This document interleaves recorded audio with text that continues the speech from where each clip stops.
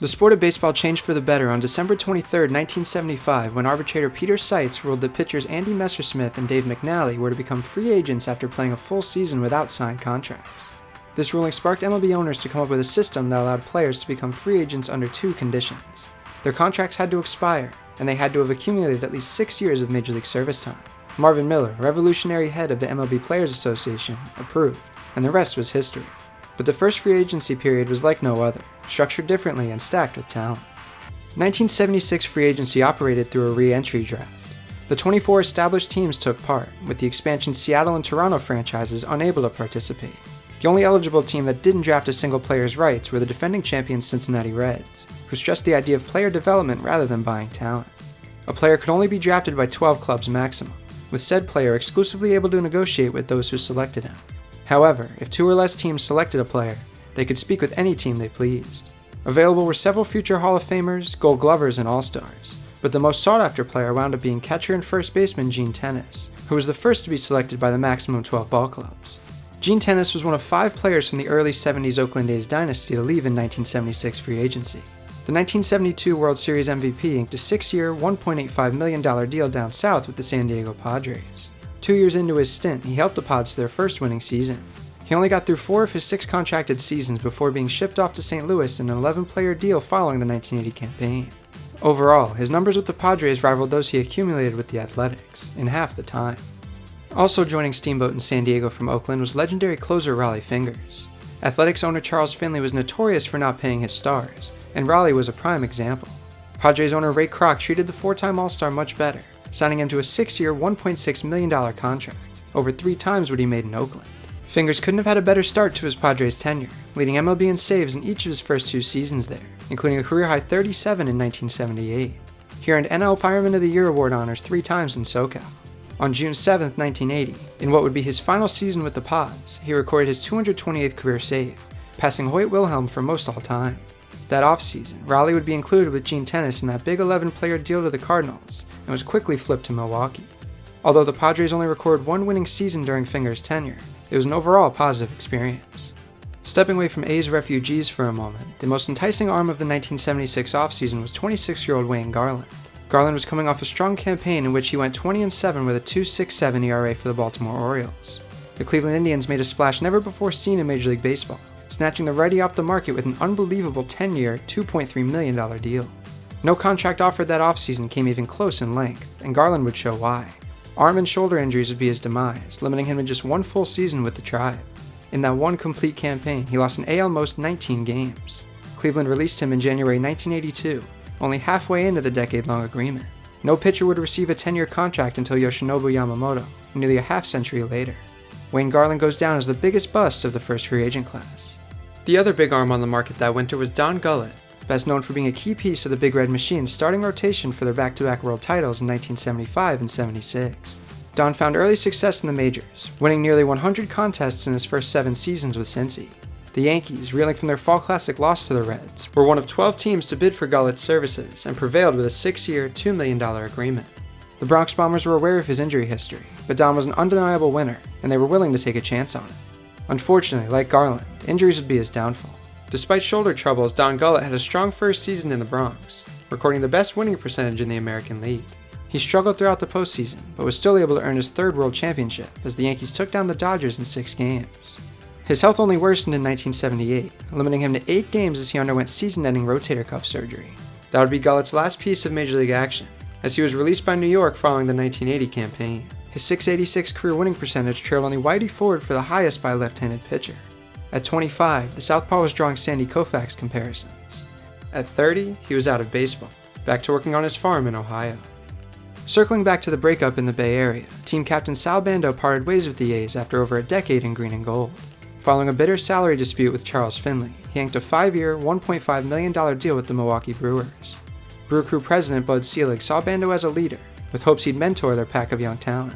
Following a 6th-place AL East finish in Sal's debut campaign with Milwaukee, the Brewers stepped up and slugged their way to 93 wins in 1978. It would be the beginning of a franchise record 6 consecutive winning seasons. Named a player coach in 1980, Bando powered the club to their first ever postseason appearance the next year. Against the eventual AL champion Yankees, he thrived in what would be his final taste of October. Sal declined an invite back to baseball in 1982, closing the book on a 16-year career.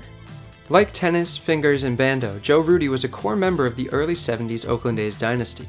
He won 3 Gold Gloves there and reached 3 All-Star games, as well as finishing runner-up for the AL MVP award twice. Like those before him, Rudi also struggled to deal with owner Charles Finley's drama. Looking for less harassment and hollering, he chose to ink a 5-year deal with the California Angels.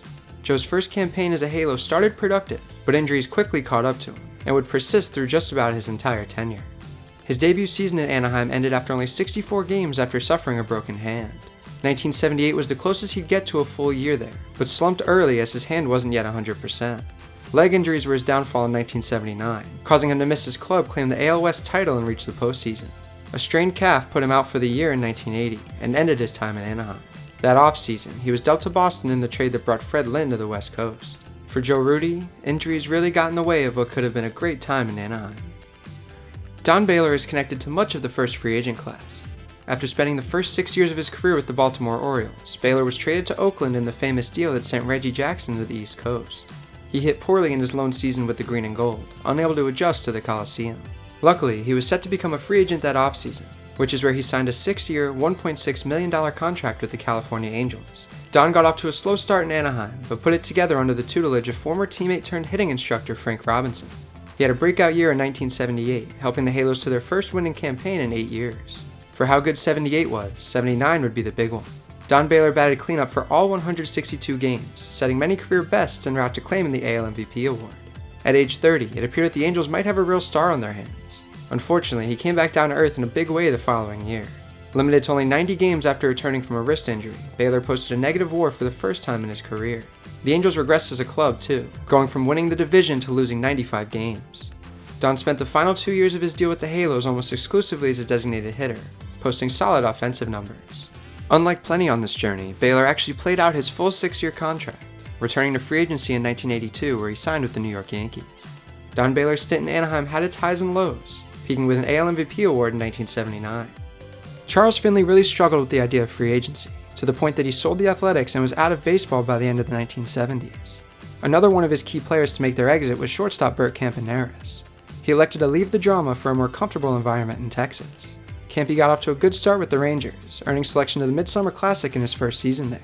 However, he began to regress following 1977, so significantly that he was dealt to the Angels just 3 seasons into his 5-year deal. He won 3 world titles and reached 5 All-Star games in Oakland, but couldn't come close to replicating that success elsewhere. Bobby Grich remains one of the most underrated second basemen of all time. His 71.1 career WAR sits top 10 at the position. He earned a good chunk of that total with his boyhood team, the California Angels, whom he spent the final decade of his career with. This came after he won 4 Gold Gloves and made 3 All-Star appearances in 7 seasons with the O's. The Angels, along with the Padres and Yankees, were one of the most aggressive teams that inaugural signing period.